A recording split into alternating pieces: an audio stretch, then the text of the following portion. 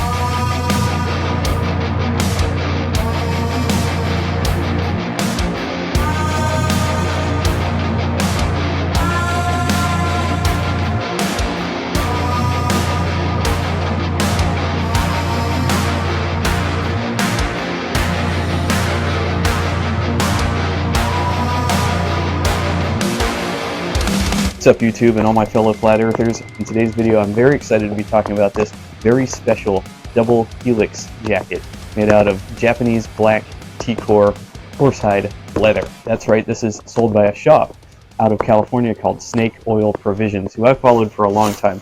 I don't normally shop from them, but I do follow them. They have excellent passion, an excellent Instagram account, an excellent YouTube channel. They're always rolling out with really awesome new products that are top tier. This jacket was actually gifted to me by my friend Jen at Weaver Crafted for helping her sell off so much of her inventory. Speaking of, I have a lot of boots that I just posted on my website, Dale's Leatherworks, that I'm selling off for her. Yeah, she's got a lot of stuff that she's offloading right now, and I'm happy to help. Let me talk a little bit about this jacket in particular. First, you see my skin. You see how pasty I am. You see how obviously vitamin D deficient I am right now. I never thought that I could really wear black or pull it off very well. I always felt like black was like an aggressive style, and being that I don't have black hair and that I'm challenged in the pigment department, that I could not pull off black. When Jen sent me this jacket to actually try on, do a review for, I tried it on, and first off, it's just a perfect fit. It's a size small, which translates to a size 38. So in my Aero Ridley jackets and my hooch hauler, I wear a size 38. This is a small, and it fits me perfectly. For reference, I wear a size 36 suit jacket. I wear an extra small in most t-shirts, a small in most jackets. That said, I do prefer the look of an extra small most of the time. Once again, this is a small in a leather jacket. Since there's no stretch, since there's so much lining and so much going on, I have to be realistic about the sizing. Like with my t-shirts, I like to size down because t-shirts stretch. I like just that fitted look. With a leather jacket, you actually want to size it appropriately. It's the same with my suit jackets. I like them to look tailored, tapered. I like them to look slim. I'm very particular about that, but as you can see, this size small is perfectly tapered and I believe fit to my dimensions. Upon trying this jacket out, I was amazed by how much I actually like the black leather jacket look. I, once again, for years thought that this just was not for me, but after wearing it around, I get so many compliments on it. I think it's not just because of the beautiful sheen of this Japanese Teacore leather, it's also because of the cut, the silhouette. I am not the type of guy that wants to go around wearing a boxy, fitting leather jacket. It's just not something that interests me. So when it comes to leather jackets, I prefer the motorcycle style. This is after watching my buddy Jake at Almost Vintage Style do some of the best YouTube content, in my opinion, on leather jackets. And this would be like probably a later 40s, and they had stuff like this in the 50s too. But the cool thing is these also would have like these cool like little pocket welts here. So there's a lot of cool little details that make jackets like this unique and look really cool. And I also think this one just fits me so ridiculously well. Like, this is one of my best fitting jackets of all time. It's very flattering on me, I think. He really understands the history.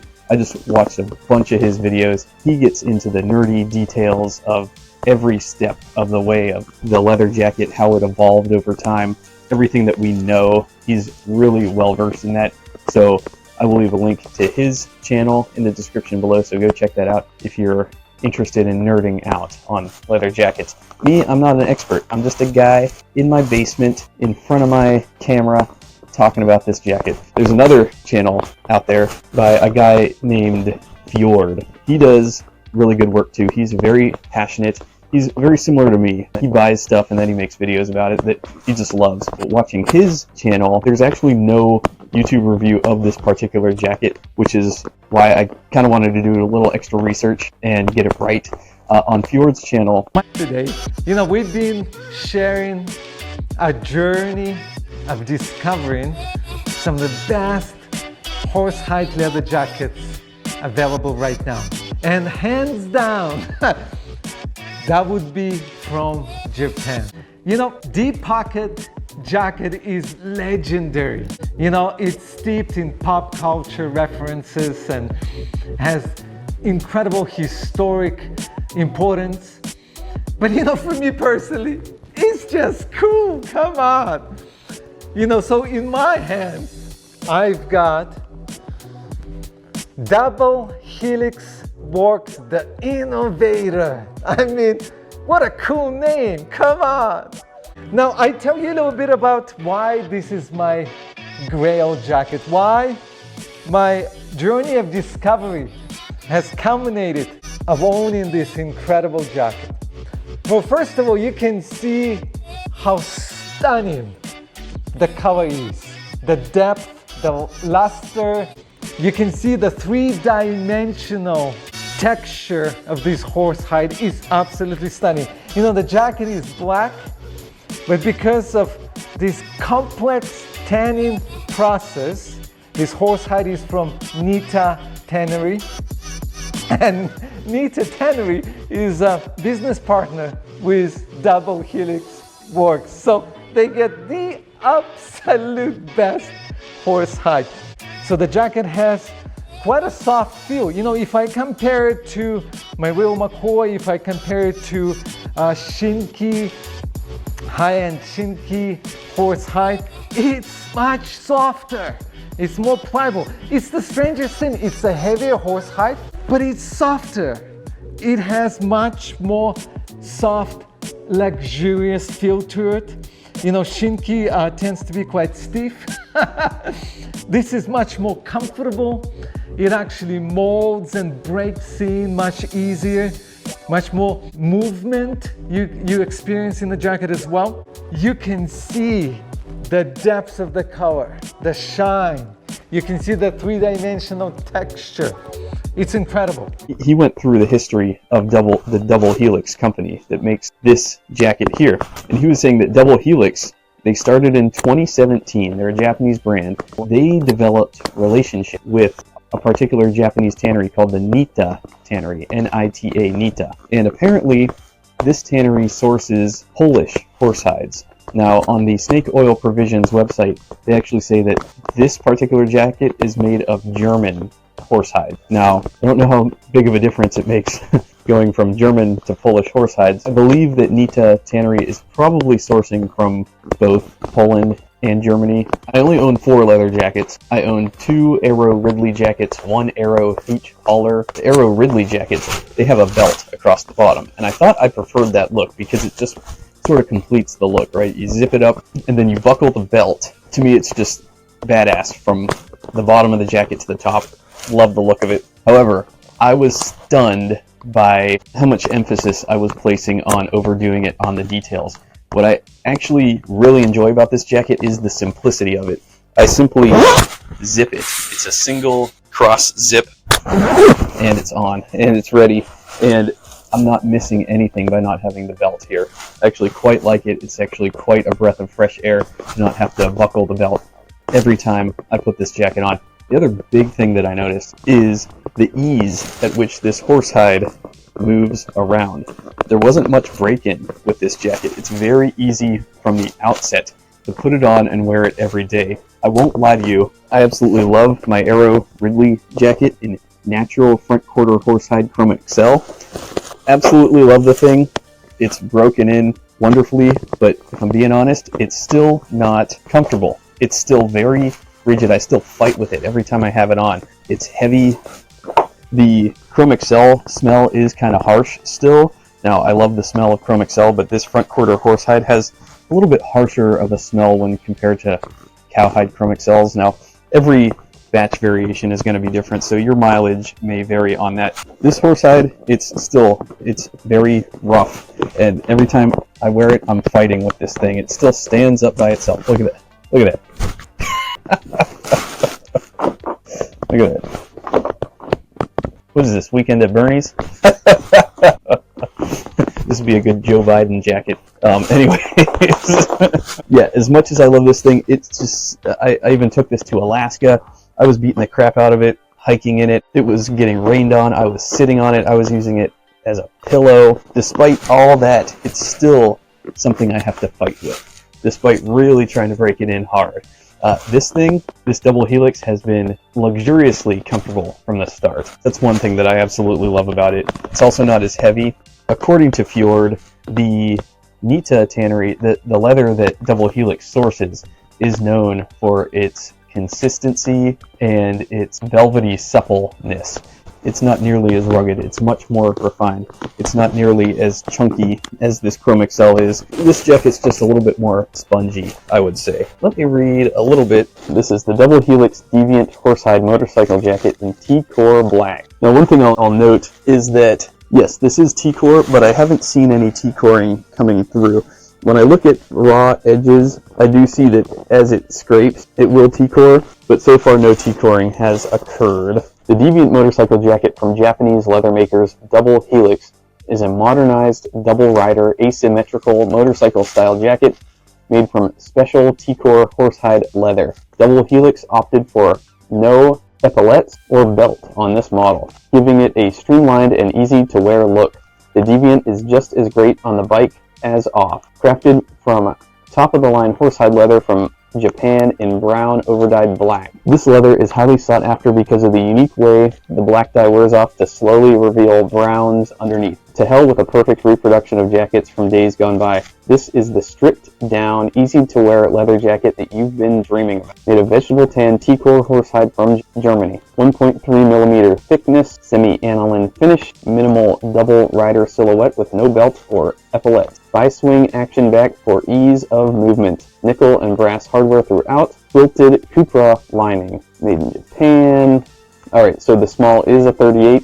The medium is a 40, the large is a 42, extra large is a 44, extra large is a 46. So the chest on this thing is 20.5 inches across, shoulder 16.9, length is 24.4 inches, sleeve length is 24.4 inches. So a little bit about Nita. The Nita Tannery was founded by Shojiro Nita in 1885. He established an enterprise of leather products in Osaka, Japan. In 1888, for the first time ever in Japan, Nita succeeded in manufacturing the leather belt for transmission. In 1906, Nita started tanning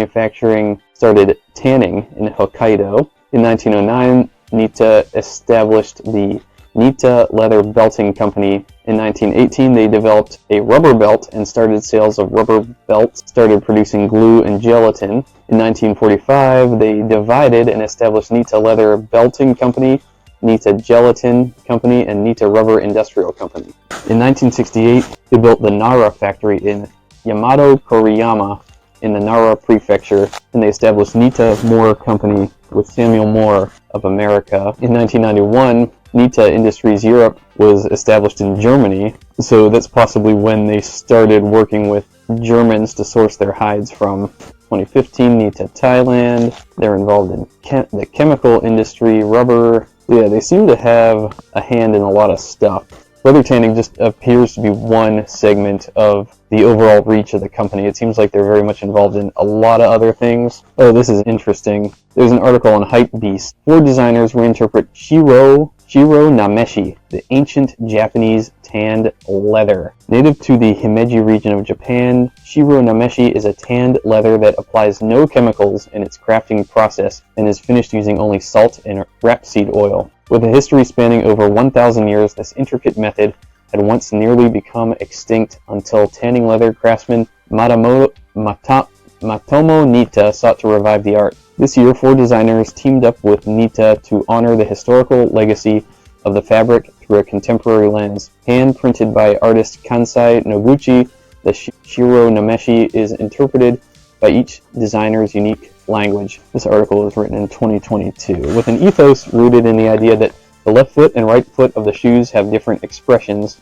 Tomo & Company's collection is inspired by the senses triggered when founder Onozaki visited Nita's tanning studio. The collection boasts an asymmetrical aesthetic and consists of loafers, brogues, and more, with each pair bearing a unique design and shape. Having a moisture content and texture close to that of human skin, Shiro Nameshi's aging makes it fit close to the body, taking these characteristics into account. As well as painting the leather, which the aforementioned designers used for their products, Kansai Noguchi also creates a selection of pottery and framed leather paintings featuring his signature circle works to represent eternal reincarnation. So that is really interesting what they said about the moisture and texture close to that of human skin, because that's exactly how I feel.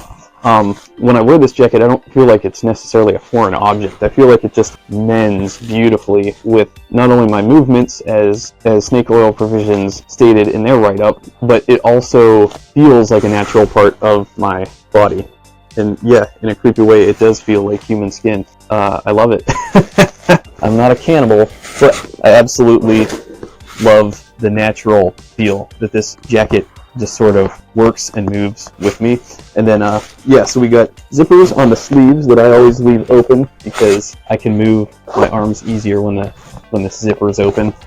So those are always open. It's got this cool cross zip right here that I can put my wallet and or iPhone and or nicotine in there. What I love about this particular jacket is when I'm walking outside in the winter, I could put both my hands in each of the side zip pockets. That is important.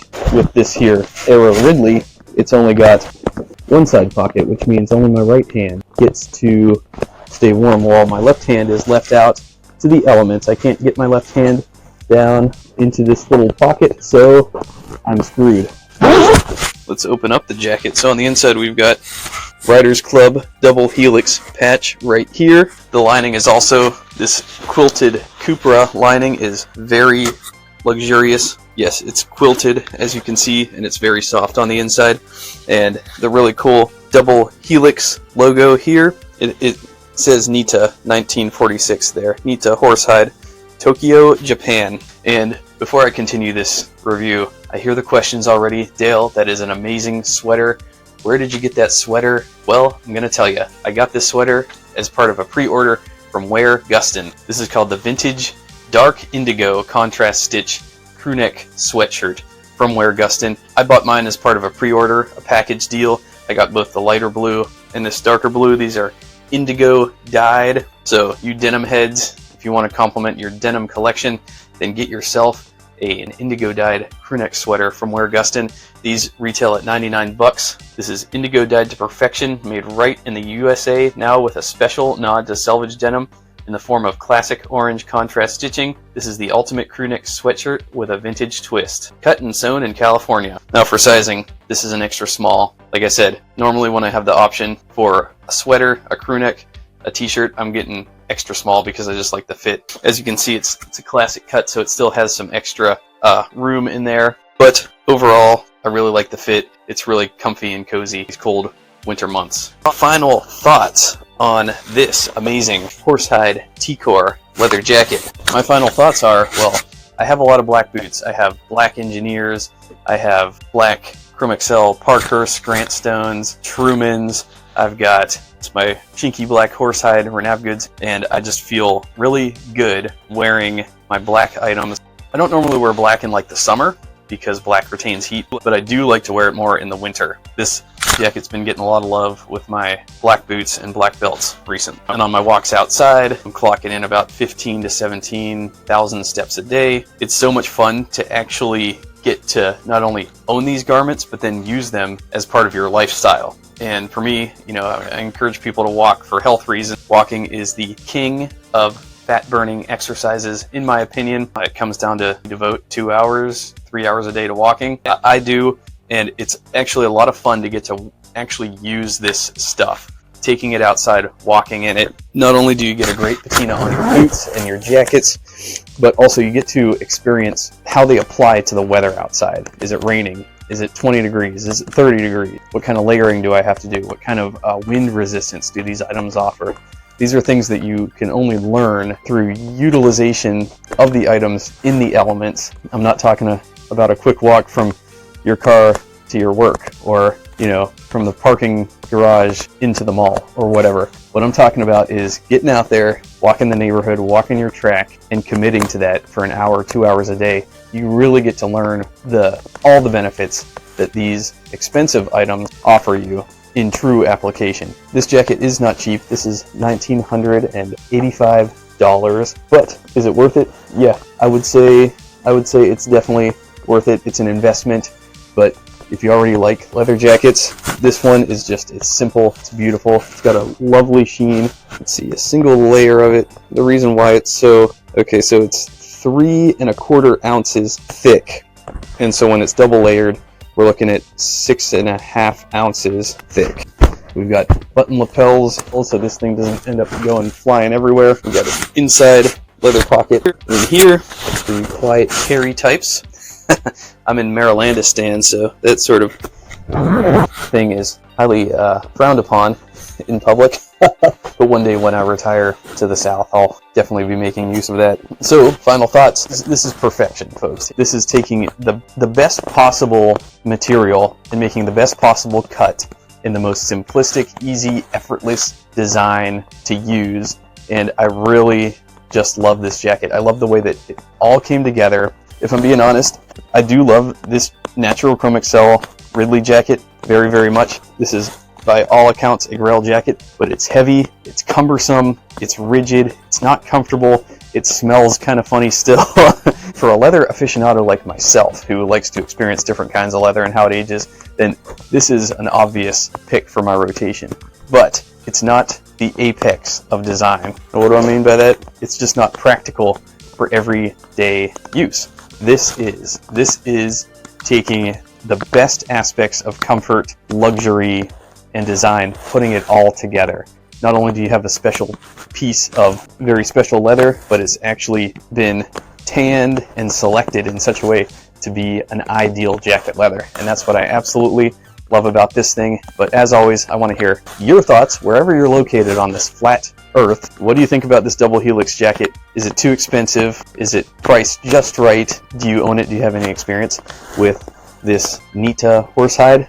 I'm actually quite a fan. I know Shinky gets all the accolades, but this Nita Tannery is actually doing something pretty dang cool. Apparently the folks at Double Helix have that really good relationship with them, so much so that it's actually on their logo. Thank you, Fjord, for pointing that out and edifying all of us.